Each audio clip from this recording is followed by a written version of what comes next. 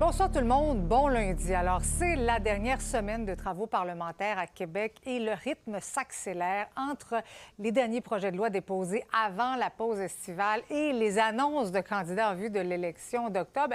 La scène politique s'anime de différentes façons. Il y a la première ministre Christine Fréchette qui était à Lac-Mégantic aujourd'hui pour un soutien financier au démarrage d'une entreprise de la région qui a récemment fait faillite. Donc, Laurence, on peut dire qu'on sent deux choses, l'été qui arrive et la campagne électorale qui approche.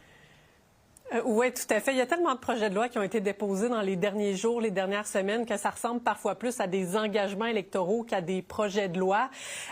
Par contre, les travaux se poursuivent de façon intensive là, cette semaine et la première ministre là, qui était en point de presse à Lac-Mégantic aujourd'hui a dit souhaiter là, que son gouvernement adopte un maximum de projets de loi d'ici la fin de la semaine.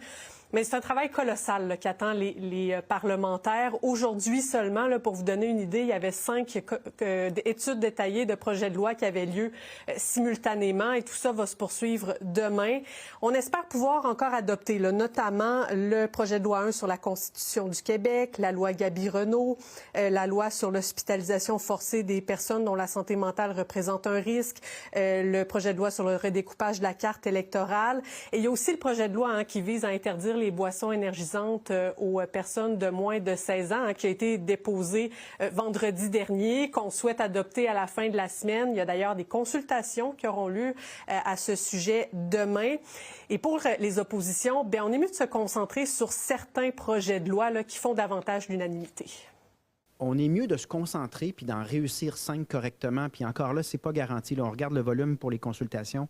La rétroaction que j'ai, c'est que ce sera pas simple. Mais donnons-nous la mission d'en réussir 5 qui sont essentiels ou qui sont des bénéfices immédiats pour la population. Mieux vaut, qui embrasse trop mal étreint, là, on est mieux de se concentrer et d'en réussir certains que d'essayer de toutes les faire. Bon, justement, Laurence, parlant du Parti québécois qui a annoncé aujourd'hui son nouveau candidat qu'on peut qualifier de candidat vedette, là. Oui, tout à fait. Une annonce, un candidat à l'investiture dans la circonscription de Verchères, qui est l'ancien chef des communications à la SQ, Guy Lapointe, qui a aussi travaillé là, pour le BEI, plus récemment au service incendie de la ville de Montréal. Mais on l'a dit d'entrée de jeu, là, la campagne électorale se fait sentir. Là, depuis vendredi, là, on a reçu pas moins de 6 communiqués de presse de la part du Parti québécois, un autre du Parti libéral aujourd'hui, soit pour annoncer des candidats à l'investiture, des candidats qui ont remporté l'investiture.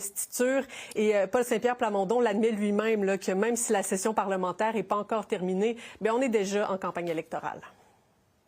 On est pas mal tous en campagne électorale, si on est honnête, là.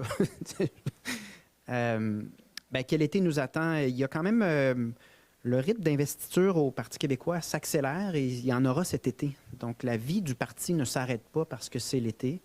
Mais on est exactement là où on voulait être en termes de rythme puis de planification. Je pense qu'on a quand même tous hâte à ce qu'une élection permette de débattre des questions de fond.